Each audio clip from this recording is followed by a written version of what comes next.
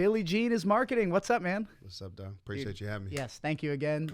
We are reshooting our original episode. We lost the audio, but Nah, motherfucker, don't say we. Don't put me in that. No. Y'all lost the audio, and we back here again. I got you, though. We're back. Billy was nice enough to reshoot the episode with us. I appreciate it. So let's get into it. Podcast is Thinking Bigger with Kevin Pheley. You're all about thinking bigger. So tell the audience a little bit about who you are. That sums it up. Like, immature as hell. Man, look, I'm just a guy who's really passionate about education and really good at selling shit online. Like, that's it. Born and raised San Diego to the day I die. And I just love marketing. I love education. I love sell. I love business. I love entrepreneurship. I love creation. And I love Xbox.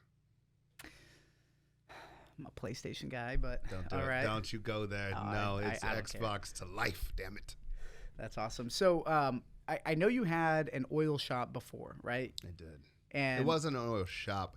We had the unique advantage of we had a mobile oil change van, and we would go to companies and change oil mobile. So, like, everybody had the mobile car wash. So this was like, all right, if mobile car wash is a proven business, can mobile oil changes be proven too? That's kind of how it all went down. And that's how you found marketing, right? That was the first time I got punched in the face from marketing. Got it. Because the idea to me was so sound, and I thought marketing was just, University of San Diego, price, product, promotion, whatever the 4 Ps are. You think these things just happen. But honestly, if you ever do a business plan, 97% of it should be marketing, and it wasn't. So the first time that I got the oil change thing, the only thing that got me customers, because the 500 door hangers that I went in the hot sun and got zero response. So the only thing that really got it popping was this thing at the time that just got hot called Groupon. And Groupon brought us customers, but they also took 40% off of a $19 oil change. So at that point, I learned about upsells, which is, we can't make money like $7 an oil change plus cost of fuel to drive to them, $19. So our job was get a Groupon, change their oil, and then ask them what company they work at, and ask them if we can go set up regularly. So the idea was to take a van, get so many contracts in San Diego that we could place a van outside of every major corporation and then change the oil for the masses. And we did end up getting into a couple companies, and it felt pretty fucking cool. Yeah. I love the story on how you start, and you were like, all right, we got this business. Now let's go get some customers. And you handed out some flyers, and then nothing. And you realize that now looking back, it's obvious. Like, the offer is king, right? If you have some shit offer, then it's not going to work. But I just love that your just the journey that a lot of business owners go through, and to watch where you've gone, where you are now, and where you've been. It's just the journey is so cool to watch. It's the journey of ignorance. Because in your head, everything is easy to math a business plan.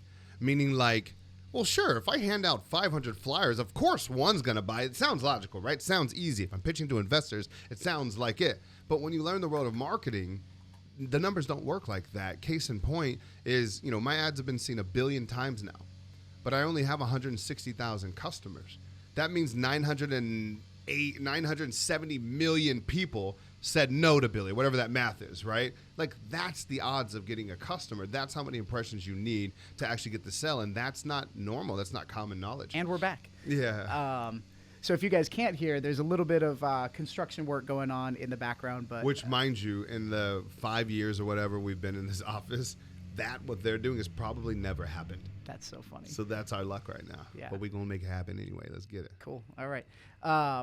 So what are some things? Okay, so I hear from my audience all the time that they want to figure out how to make more money, which is such a generic, basic question. But if you were to tell somebody the examples on the easy side of getting started learning making more money, where would you tell somebody to start? Same place every time. So first of all, understand what money is. And it's just trading power. Like, making money, when you think of making money, it sounds broad and overwhelming because you're like, wait, where do I even get started? I don't have nothing to sell, and you get stressed out. But if you just start taking it as this little bite size, like, I need to trade someone something. And that's money. If I can consistently trade someone something, I can get money. And then you ask yourself, well, what do I have to trade? Now you identify the real problem why you can't make money, because you got nothing to trade. If you ain't got nothing to trade, you can't make any money. And so you start in the basics that all humans can do. Take a business like house cleaning, right? Okay, well, I can clean a house. Like any human can learn that. The problem is you realize that it's not that unique. Therefore, you can't charge that much because there's a lot of competition. People can do it themselves. So you don't have a unique trade. So when you have a unique trade that really solves a problem, money starts flowing in. I'll give you an example. Yesterday, I'm at the crib, and I get fucking 7 Amazon packages to my house. I'm like, what the fuck? I call my girl, what did you order? She goes off the laundry list. But look at Amazon Prime's trade. $100 for the year, and I will deliver anything to your doorstep in hours a day max. Of course they're worth billions of dollars. Uber, they're like, press a button. I don't give a fuck where you're at. I'll pick you up in 3 minutes and I'll take you wherever you want to go. Of course they're worth billions of dollars. What's your trade? What problems can you solve? And most people never learn a specialized skill. That's where the value is raised. You take an attorney, you take a doctor, they're specialized, and they go and think about what they do it. $300,000 to $500,000, 13 years in school, plus another 5 years of a fucking residency, and now you can start making 6 figures. That's a doctor's journey. That's what they go through to have specialized knowledge, to do open heart surgery, to help you when you're sick, etc. Most people are unwilling to do that, therefore they make a lot of money. Same with attorneys, same kind of process. But most human beings, if I said, hey, I'll ask you on the camera right now, what problems can you solve? What unique skills do you have? Okay, then don't be mad at your money. It's that simple. Don't be mad at your money then. Like you have to learn something that others don't. And this is what my irks me about college. I actually love college because the idea of dedicating yourself to just learning for 4 years is spot on. But the curriculum is fucked. The curriculum is fucked. It's the curriculum. It's that you don't come out specialized. And they even celebrate the fact that it's general knowledge. Hey, just come here and just, learn about things and see what you want. Bitch, you charge me $3,000 to learn about fucking astrology, astronomy, all the bullshit. Like, what are you talking about? What are you talking about? So I think that's the problem, man. There's just a lack of specialty and skills. And so if you want to make money, learn a unique skill. And then the second part, it goes 2 ways. Not just the unique skill, but you have to know how to sell it. Because there's a lot of broke artists. Artists got a lot of unique skill. Super fucking talented, but they don't ever learn how to sell their stuff. So when you teach the people who have a unique skill and they can sell, they make money. They're financially good. But the people who make a lot of money are the people who have the unique skill, they know how to sell, and they know how to get attention, aka marketing. Then you go to the moon, and you can make, and that's pretty much the makeup of any small business. If you can do that, you can launch any small business. Once you learn how to do that, you can buy and sell a company and then get into the next level of business. And then if you can really, really get good at growing it, you can IPO, and then that's how business goes. Yeah. Starts with a skill or a problem. I love it.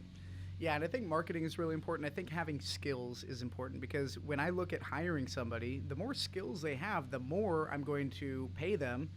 And if they can negotiate, they're going to get more. And if also I can't replace them, right? So Carlos came in. Excuse me. Carlos came in. Carlos didn't really know a ton about video editing. Would you agree? And he had worked at Starbucks before.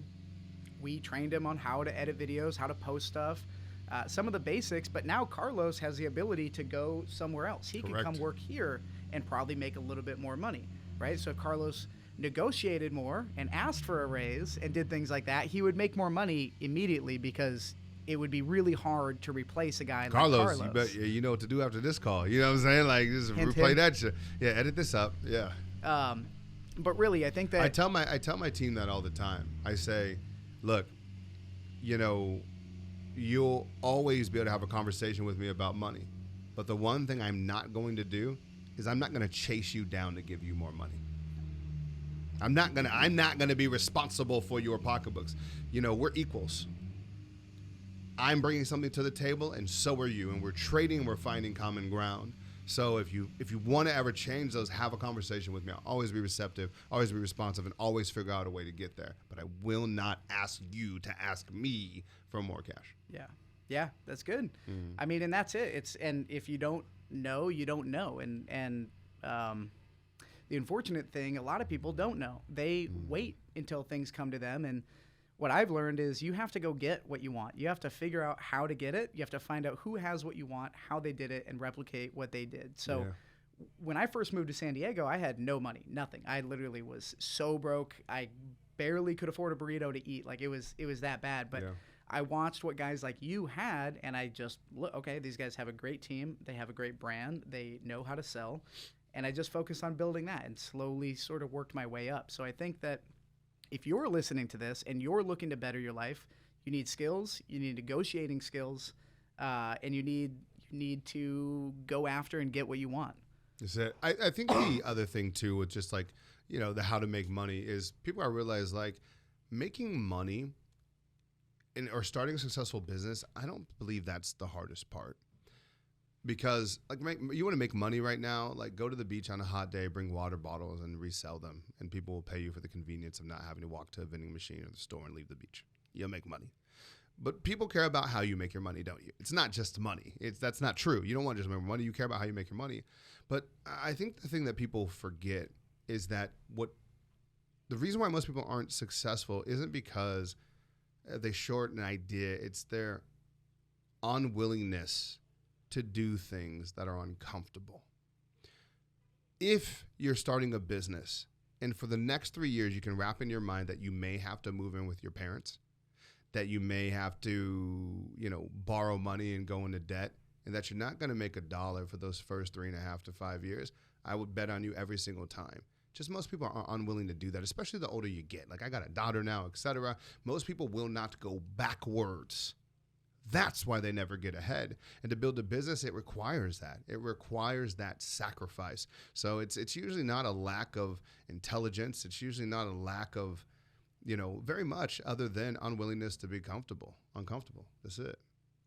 Yeah, and I think the comfort zone is like a really deadly place, because usually people that are in the comfort zone of the job and the comfortable, a basic lifestyle that they really don't want. So it's like, are you actually comfortable or are you just living, right? So for me, I was in that comfort zone before I moved out here. I had a 6-figure job, was making good money, but I was not happy and I wasn't fulfilled. I was comfortable, but I was uncomfortable at the same time. So I don't know. What makes people feel uncomfortable a lot is the fact when they realize they're not playing to their potential. Like that's an uncomfortable feeling. You know what I mean? When you like evaluating, because think about when you're in your low 20s, when you're a teenager, high school, like, do you remember the shit that you said you wanted to do when you were a kid? Like, what Kev wanted to do when you were like 5 or 6? Like, what were you going to do? Wanted to play in the NFL. Right. So you want to play, and we have these massive aspirations. We don't think about failing, etc. But every single year that passes by, once we're kind of past 18, we start to rationalize, and then you get to like this place of 25, 30, and you just kind of go, well, as long as I have my friends and family, I'm good. As long as I can take care of myself, I'm good. I don't even want to be rich. Like, who would ever want to put that much time and effort?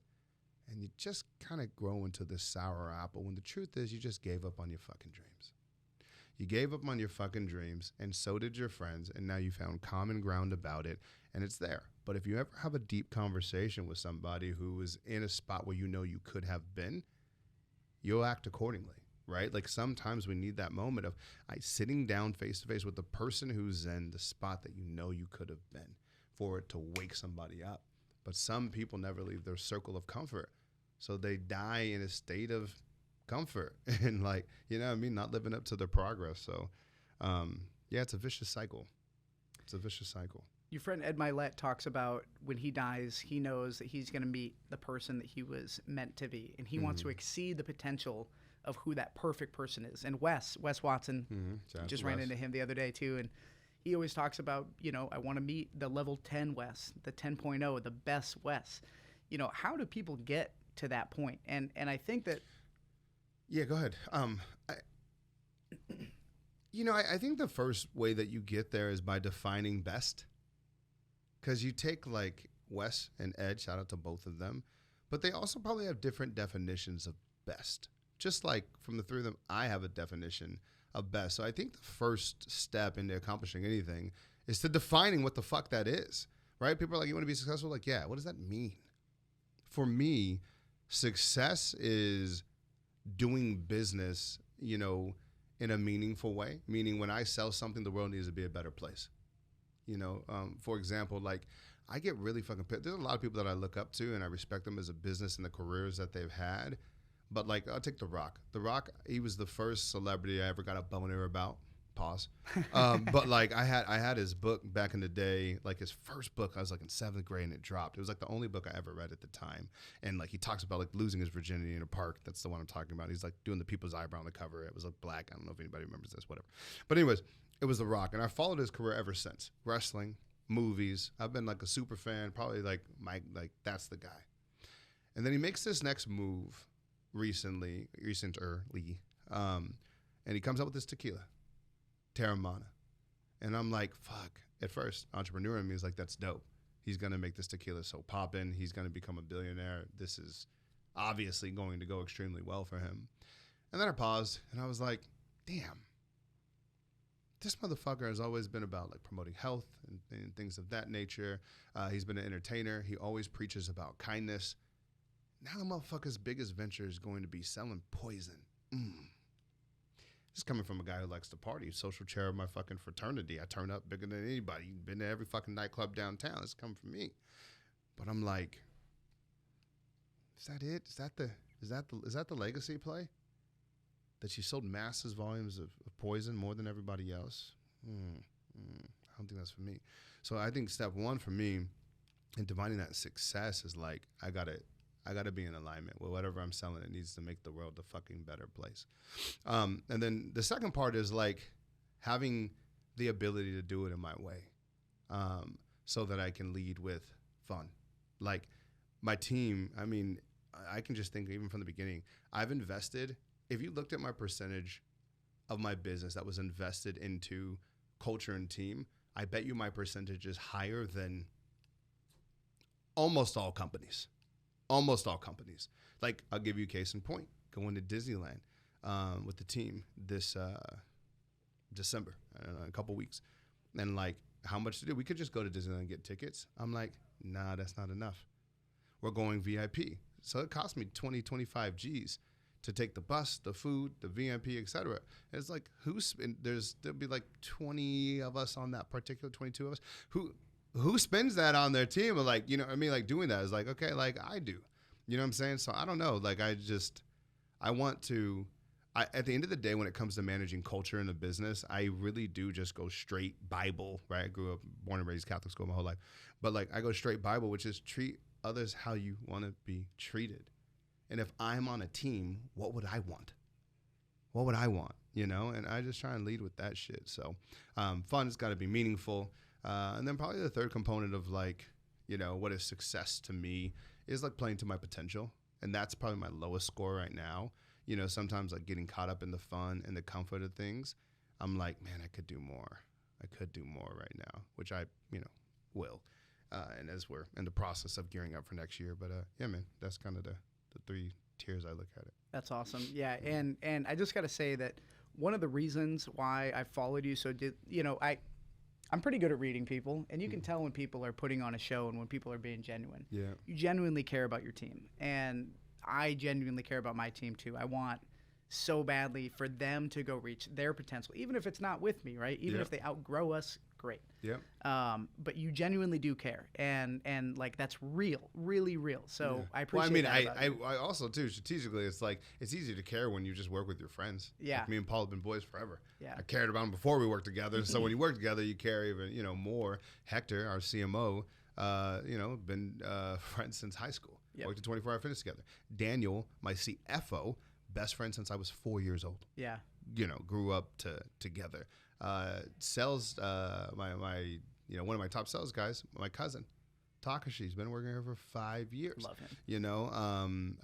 Maxim, our top sales dog right now, knew him doing consulting work for Massage Envy back in before. Taylor, she's on maternity leave right now, assistant for 6 years,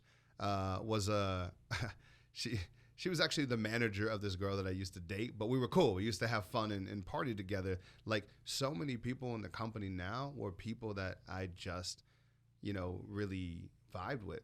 You know what I mean? And so, especially in a small business, like, look, when you're a small business and you have a limited budget, it's not like you can go out and hire top tier talent because you usually don't have the budget to compete accordingly or the benefits to do so. So at the beginning, you just got to sell people on vision, and you're going to have to train people to be it's like farming a baseball team. Most baseball teams don't have New York Yankees budget. So what they do is they'll take a B player, put enough training behind them to raise them to an A. Take a C plus player, raise them to a B plus, and invest into it. And that's what it's called farming, and that's what most small businesses should do. That's how I built my team. So people go, "How are you so close with your team, etc." Like they didn't come knowing shit. Nobody knew anything. They had a passion for, right? Paul knew a decent amount about video already, but a lot of people that was brand new that were coming into, and we had to, I had to train and learn. That's Ray and Jordan. They knew nothing about this stuff. And then they came in, now they're superstars, and they can run circles around me. And I think that's good because you give this potential to people. You give this opportunity, and they can either take it and run with it. I'm sure you've seen people that have been given the opportunity, but they don't do much with it, right? That one breaks my heart, but yes, you see it frequently. It's the worst because I feel like every business owner who's hired their friends and family or whatever sees people with potential and they know what they're capable of, but watching them not understand what they're capable of is maybe... Well, it's the biggest thing. It's just like it's their unwillingness to go beyond their comfort level, right? It's like, hey, I've had, I'll give you an example. Like I've had just like, friends or not friends, just people who come in and became friends and work in, it just, how do I put this? Just everybody wants it right now. And they're very unwilling to do the things to get it in the way that they want to be. So, for example, you take a salesperson. They want more money. And I say, okay, make more sales. You want to commission, make more sales. It's like, yeah, but instead of taking the skill set to build up to just make more sales, it's, well, I think our commission should actually just be higher. Okay, so you want to do less and make more, and now you want me to pay for your lack of growth. Fuck you.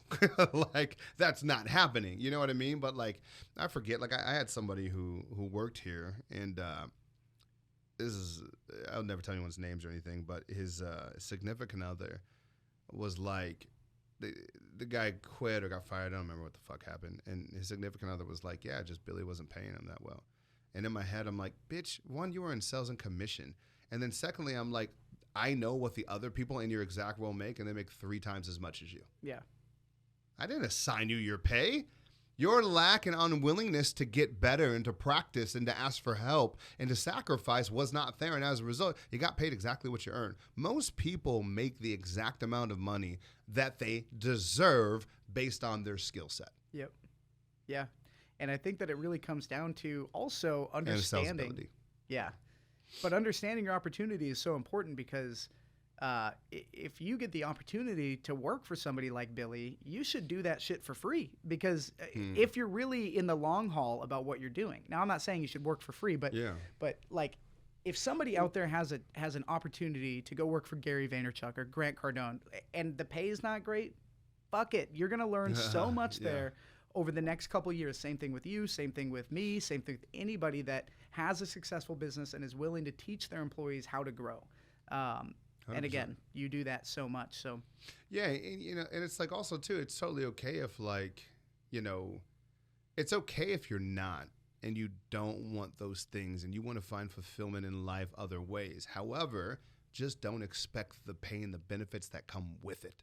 Look for other ones. You know what I mean? Not everybody has to be the same personality as you or I and have the same desires. But whatever road or path you want, you just have to find fulfillment in other things and be in alignment. Yeah, 100%.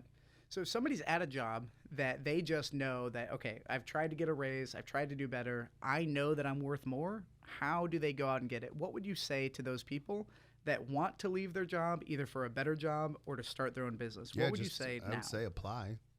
Real underwhelming answer here. I would just say go apply from other stuff. You know what I mean? Like go apply. Like I think what we believe we're worth and what we are worth sometimes are 2 different things, right? Because at the end of the day, you're worth what you negotiate and what you get paid. Right? Like that is your worth. That will be your monetary worth, not as a human being, but your monetary worth. And so if you believe that you should make more, go get an offer for more. But also keep that. Everybody talks a fucking sick game when they're applying for stuff. I'm going to do this. And then they land the deal. I'm so glad I left that job. I'm making way more. Keep that. Keep that. Do it consistently. Hold it. Hold it and then grow it. And then you're right. But just getting in the door means you can fucking wear a suit and say all the right things and suck the right person off. Yeah. Like that, you know what I mean? Like that's the beginning. So it's keep it and grow from it. The data will dictate. The data will dictate, you know? Yeah, that's really good. What was the hardest thing that you had to deal with when you were starting your business? Putting my arrogance to the side. Putting my ego to the side of realizing one humbling fact of, I can't do it by myself. That people do know better than me. That I'm inexperienced and don't know. The second that I started owning that and that I started asking more questions than talking, listening more, realizing the power of consulting and finding someone that's already been there, everything changed for me. But it was the arrogance of like, and it wasn't like arrogance of like, oh, I'm so cool. It was more resentment from, you have so many people who doubt you and you want to prove them so fucking wrong that you don't want to ask anybody. You know, it's almost like you ask somebody for something and they say no right away and you're like, fuck you, I don't need you anyway. That's a defense mechanism that a lot of people have. I had that very bad. To the point where I'd be like, fuck you, I don't want to ask anyway. I try and figure it out on my own. And then you're like, that's the same idiot who's like, oh, I'll just go Google something. I'll just go YouTube something. Like, that's nonsense. I hate when fucking entrepreneurs are like, just go fucking Google it. Just go look it up. It's like, if that's the case, then why isn't everybody rich? Because everybody can Google how to get rich. So why the fuck, if it's that simple, if it's that easy, okay, why hasn't everybody got the results? So I'm a big advocate of hiring help, reading books. I'm a big advocate of studying, listening to podcasts like these. I'm an advocate of education, and also now I'm at the point where, you know, I don't have to, you know, I like reading books sometimes. I like listening to podcasts, but if I'm in a position, I'll just hire the author. Oh, you wrote a book? Cool. Come on to my office for like, you know, half a day and let me pay you whatever your fee is to learn it. And then the speed of success just goes. Yep. Yeah, this last couple of years, I've invested a lot of money into coaching, into products like yours, which, by the way, going to plug you in. Oh, appreciate it. Are you still doing the program that I went through? CERT, yeah, we're in CERT class 8. Tell everybody about CERT. 16 weeks with me and my team. I will teach you how to start a career in advertising. Simple. I talked earlier about skill set. You want a fucking skill set that people need? It's marketing. So many businesses, so many ideas. Nobody knows how to get customers for themselves. Pandemic comes online, forces this big wave of businesses to learn how to do this whole internet thing, and nobody knows how to do it. It's a fucking mess. It's like, imagine that there weren't attorneys, but everybody was in lawsuits. And then like all of a sudden attorneys started to emerge. You'd be like, oh, I want to be an attorney. This is fucking easy. Everybody needs it. It's like, yeah, be a digital marketer. Like everybody needs it. You fucking kidding me? So that's what the CERT is. 16 with me, I'll kick your ass. It's tough, but it's great. Yeah, and I'm just going to say, because first off, Billy didn't ask me to promote this. Billy didn't even know until right now that I was going to bring this up. But I can tell you that going through the program, if you're a business owner, right, first, your biggest problem is probably sales, marketing, and operations. And you're going to learn a shit ton about marketing and sales through Billy. So if you're already in business, then you are shooting yourself in the foot if you are not in Billy's CERT program. I'm just going to use this audio clip and just do it. Now, where can they sign up for that? Where can they learn more about it? Fuck, I don't even know. Oh, actually, go to my website. Go to billygeniusmarketing.com. It's just a dope-ass story chapters, but there's a button on there that says apply for CERT, and somebody from my team will reach out. Yeah, and if you're not a business owner, if you're just a regular Joe trying to improve in life and you want to be a Facebook ads consultant, if you want to be a marketing consultant, if you want to be a marketer, this is the best place to start. And it's like, look, just learn the skills because it opens up opportunities. You know, I have like right now, John Skelton, a student of ours, and he's a pretty cool business background. But anyways, like for him, he just got offered a job as a CEO of a company. And that's an option, you know, and maybe for some of you guys listening, maybe you learn the skill set and then you go work at a dope company, you know, like maybe that's the path. But the thing is the more skills you have, the more opportunities you have. If you're really looking like, I don't even know what the fuck to do, where to begin, you just lack skills, right? But I promise you, if you were a nurse and you had the skills to be a nurse during the pandemic, there was no shortage of work. There was no shortage of opportunity. There was no shortage of any of that. You know what I'm saying? So the only time is there's a shortage is of what you put into your brain. So you need to create a schedule where you're learning every single day. And I believe that learning new skills is the most important skill to have, because that's something that's going to completely grow this full garden of knowledge. Yeah. And if you don't know where to start, you need to start learning where to start. So I taught myself almost everything on YouTube with my business until I got to the point where I could pay guys like you and other courses and things like that where I could learn more. But if you don't know where to start, you're not helpless. Most people also too, like in regards to books, I didn't mean to cut you off, good. But just with books, everybody, like you got to realize most people when they decide to write a book, entrepreneurs in the self-help world, they're usually at a point in their life where they've already became successful and they're really just trying to pour their best shit into the world and like leave their mark. So they put their best stuff in there. But it's funny, you can pay a consultant and most of the shit that they say will probably be in their book for $7. So I'm not a reader. I got a 2.8 in high school, right? I went to all boys private Catholic school and I dicked around like 100% of the time. And I was never into reading. I only got into reading when I started reading to solve a problem. So people ask me all the time, well, Billy, what's your favorite book? It depends what problem I'm facing. Oh, I'm having relationship shit. Well, my favorite book is going to be something that relationship. I'm having a problem hiring somebody. And then you'll find all of a sudden you're obsessed with reading. Because my favorite thing to read a book is when I'm having a major problem in my life. And then the chapters are describing what's happening to me and giving me solutions to implement right away. That's the best way to read for me. And that's what made me obsessed with learning, is that when I learn something that I can implement that gives me a fucking result, that's it. Absolutely. That is fire. Boom. Well, Billy, I really got to say thank you so much for being on the podcast. Appreciate you having me. Yeah, and again. Oh, we'll do another one down the road too. Yeah. Guys, I just want to say again, if this podcast is called Thinking Bigger, and if you're trying to think bigger, if you're trying to get more skills. Oh, can I give a tip on that? Yeah, yes, please. Hey, you want to think bigger? Just attend big shit. Like I went to a Taylor Swift concert.